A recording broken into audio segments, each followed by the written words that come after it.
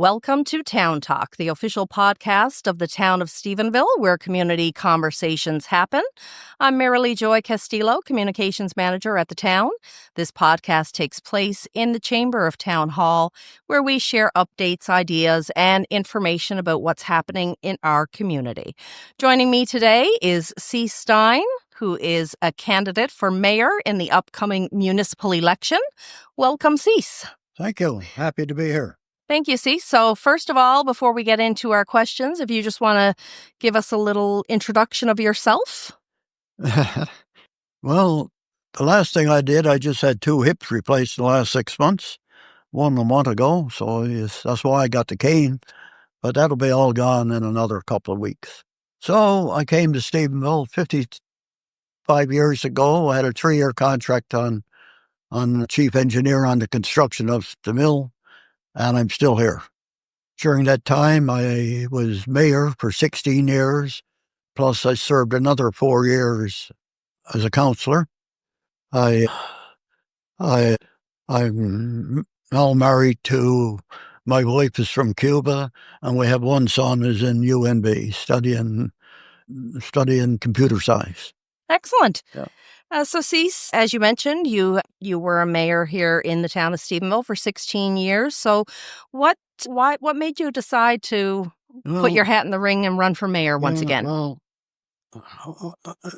I guess that's a good question, because I told my son about 3 or 4 weeks ago that I was thinking about running for mayor. And at that time, Dad, he said, why don't you lay down till the thought goes away? Well, I did lay down, but the thought never went away. And the reason is very simple. The last 3 managers we had, and I worked for possibly one of the most intelligent one. I worked with him, late Barry Coates. But, and also after that was Mike Campbell, and then Mr. Christ, I can't remember what his name is now. But anyway, the last 3 managers, they operated this town with a staff of 3. And as you know, the new manager we now have has 7 new employees, and I guess you're one of them yourself. And plus they have a HR on retainer that I understand is $6,000 they're paying him. So I guess that is basically the manager today has no more work than the past 3 managers. So why is the town paying out with benefits and everything, $750,000? Maybe a couple of them possibly are gainfully employed, but I can't believe the 7 that's been hired are all gainfully employed.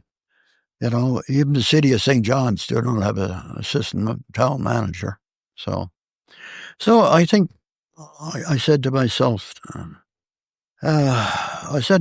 basically, I said, look, if the town needs a choice, I'll be the choice. So basically, that's the reason I kind of threw the old saying, a hat in the ring, and here I am. Yeah. Excellent. So if you are elected, what are some of your priorities for the town? Well, I think the first thing I would do, or one of the first things I do, I think the people deserve an audit on the airport. In other words, how many dollars are given to the airport and how many back taxes are written off. And they have the right to know how Tom Rose and Susan Follow basically sold the airport. They were bragging how Mr. Diamond is going to deliver thousands of dollars of taxes to the airport. And I don't believe we got a cent. And now Susan Follow, who I'm one of my, opponents in this race, she was now asking the taxpayers to reward her for giving away the airport, to reward her to be the mayor. So here I am. I said I'll be the competition. If you are to, what are some of the things you'd like to see happen in the next 4 years? During my time, we built the dome, we built the swimming pool, we built the effluent treatment plant. Under the direction of Dick Brake, there wasn't a tree in this town before I became mayor.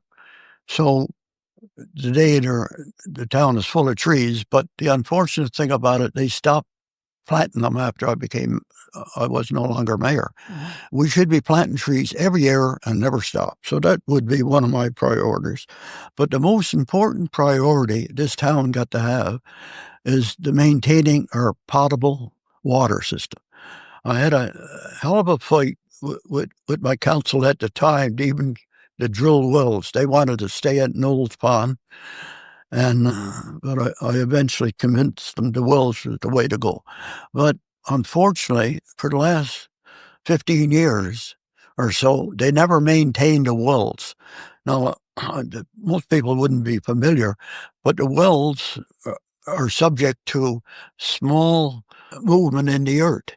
And if you don't maintain them and check them all the time, you'll eventually, they'll move on you, and then you'll eventually lose them. So that, with my engineering background and the people that put the wells in for me, Dr. Gale, that would be a priority for sure. And the other priority that really bugs me all the time is our dilapidated buildings we got. Novus Recycling, I think was 15 years ago, they put a demolition order on it, and it's still there after 15 years. And then the town owns the other building down at the end of what we call the ramp. They're after selling it and giving it away and taking it back, and it's still there, and not an eyesore. And I don't know if you're in one of the local restaurants lately, but that is the big picture on their wall, this old dilapidated building. Uh-huh. There's a couple more buildings, but that would be another priority. And we got to straighten up, for sure. The town and the council got to straighten up this mess with the Rose family on Hilliard Avenue. I mean, we're after spending thousands of dollars on lawyers and professionals putting amendments in, and we still don't have a settlement. I think personally, I think the taxpayers should vote, and their decision should be final. Either you let them bill or you don't let them bill, and that's the end of it. But we can't continue to every year pump more money into that subdivision. So if you are elected as mayor, how do you plan on making more transparency to the residents? Well, the easiest way to make transparency, but it's never done, and it could be done, is publish your planning and your financial meetings, the minutes. I mean, that's where, everything is discussed, but you could take the minutes and plan them, and then the people know everything is going on. I have no problem with it. Like I said, it's never been done. They always thought it had to be secrets, but if you do that, but in my case, if I'm elected, I'll be a full-time mayor. I'll spend as much time here, maybe more, than the town manager does. And the door will always be open to my office, so the citizens can have their voice heard, and whatever problem they got, we'll resolve it for them. So, based on all of your different qualities and experience that you've had, what do you feel that you have experienced with that makes you the best candidate to lead the town? Well, like I said, I think at my opening, I was 16 years as the mayor plus another 4 on council. And just about all the major infrastructures we had, old buildings left over from the Americans for our stadium and swimming pool. So all the new structures, I was involved with them. Matter of fact, I possibly added some design work in it too, along with general overlooking it. So these buildings and infrastructures are 20, 25 years old, and they got to be upgraded. So, like I said earlier about the well system not being looked after. Well, our stadium up there now, the dome, is starting to, if you look at it, it's starting to fade. I think it needs to be, and a lot of the bolts are starting to rust, so they all got to be upgraded and treated. The swimming pool, this is the problem too. I'm about the only mayor or councillor in the last 20 years ever used a swimming pool. So they don't see what I see. In the pool now, they did some over Christmas a little bit, The tiles are breaking. You could trip up in them. The place is starting to look shabby again. So it needs a facelift. And that's my background. I was a maintenance engineer most of my life. So that's what I would offer to the town. If it came to economic development, I understand the town has a full-time economic development officer. That plus the town manager would do the most economic development. Naturally, as the mayor and with the advice of councillors, we would give them direction. And actually, that's a good segue into one of my questions for you. Like, what are your plans for community development, economic development, and other municipal infrastructure? You know, what is the function of a town employees, okay, and the council? They got to make sure the water, we got good water, which we have the best in Atlantic Canada. We got an effluent treatment plant, which is acceptable by the federal government. And not only that, but we also get about $20,000 or $30,000 back in tax carbon credit for it. So our streets are a mess. We haven't spent any money on them. We got to upgrade them, mill them, overgrade them. That's it. So that's a part of what the town got to do. They got to pick up they don't pick up the garbage down. They contract it out. But come spring and fall, they got to make sure it's all cleaned up. That's our priority.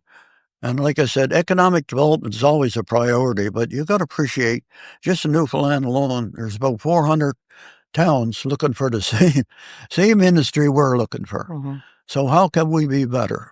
We got to have land that's cheaper. We got to have water and sewer for them. We got to make sure, there's housing available.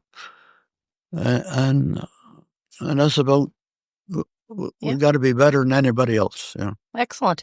And speaking of housing, how do you plan on addressing housing availability and affordability here in Stephenville? Well, housing is basically, as far as low rental housing, is basically a provincial problem. What we got to develop subdivisions. So with the lots no more than $50,000. I understand now the few lots are left by private developers up around $90,000 to $100,000.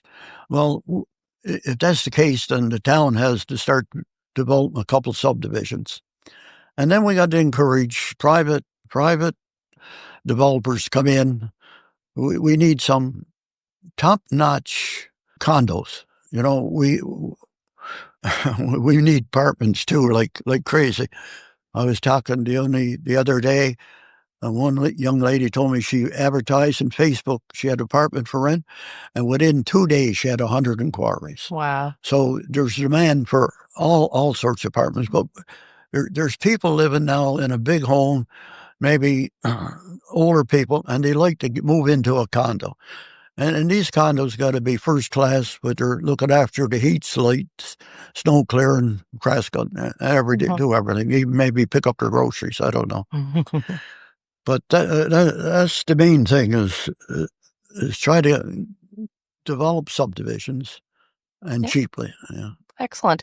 So what role do you think the town should be playing in things like healthcare, supporting healthcare, education, emergency preparedness? Well, back when I was mayor originally, I bought a surgeon in from the States somewhere, England, and we rented a Jeep for him for 2 years. He stayed here. Was that a good idea? I don't know. He stayed here anyway. So we got to find a way to encourage them to stay. But the problem is they come and they feel lost. There's no, they're from a different ethnic background than we are, and they don't feel like they're at home. And we got to find a way to change that. And the other thing we need badly, our airport is shut down now, but there is 2 runways in the airport. Anybody's familiar, there's a cross runway. The town should somehow or another get that back and operate it, snow clear it in the winter, so we can get air ambulance back. Right now, I was talking to a friend of mine only last week. his wife had to go to St. John's for a dye test. Threw her in the back of an ambulance. She stayed up there 3 hours waiting for the plane, flew her to St. John's, brought her back on the plane, and then another ambulance taking her back here. I mean, that is ridiculous. So the healthcare, and what else you asked me about? About education and emergency preparedness. I tell you, one of the things I like to know is our headquarters for CN College North Atlantic is here. It's been here for years. But how many people from the headquarters are here? I think the town should be demanding that anybody got any headquarter jobs should be staying here and living here. And as far as education goes, well, we got very good schools here, to my knowledge. Mm-hmm. I'm no longer a student, but the college is the main thing. You got to be there all the time, watching it, make sure it's not downgraded. The courses are not leaving here and going somewhere else. Right. Do you see opportunities for more regional collaboration with surrounding communities throughout Bay St. George? Look, that would be great, but it don't happen. Years ago, I called a meeting. I tried to get steam mill in Kippens amalgamated. And I called a meeting at Arts and Culture Centre. There's 443 seats there, I think.